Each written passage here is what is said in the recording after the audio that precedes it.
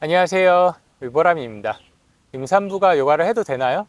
네, 당연히 해도 됩니다. 하지만 주의해야 될 점, 그리고 제가 실제로 경험했던 것들에 대한 이야기를 좀 해볼까 합니다. 일단 모든 사람들이 주의해야 될 것은 12주차까지는 요가를 하지 않는 게 좋습니다.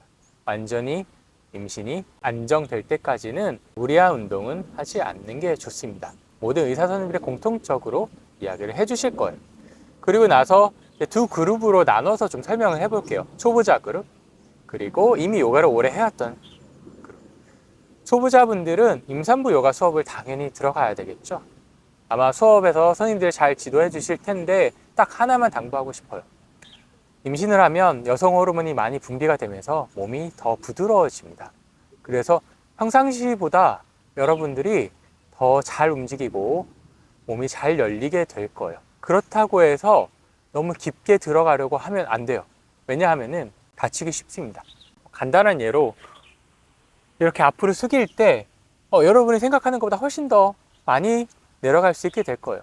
그렇다고 해서 그렇게 내려가다가는 햄스트링이나 혹은 천장관절, 여러분들 이 허리 조금 아래쪽에 있는 이 관절을 다치기가 매우 쉽습니다.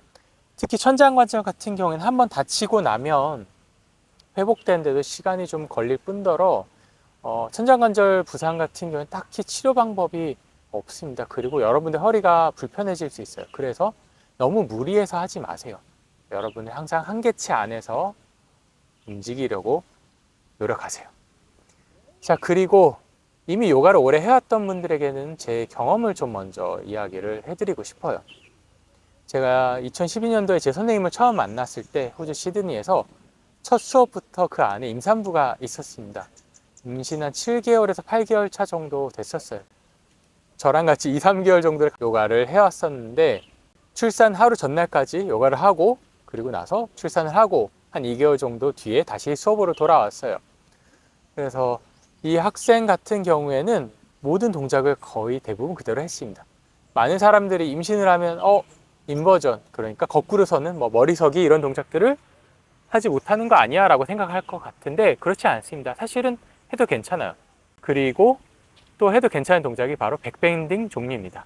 우르두바 다누라사나 혹은 요가 선생님들이 많이 사진을 찍는 게 바로 임신한 8개월 차쯤에 카포타사나입니다. 무릎을 꿇고 뒤로 넘어가서 발을 잡는 카포타사나 같은 동작들을 다 하셔도 괜찮습니다.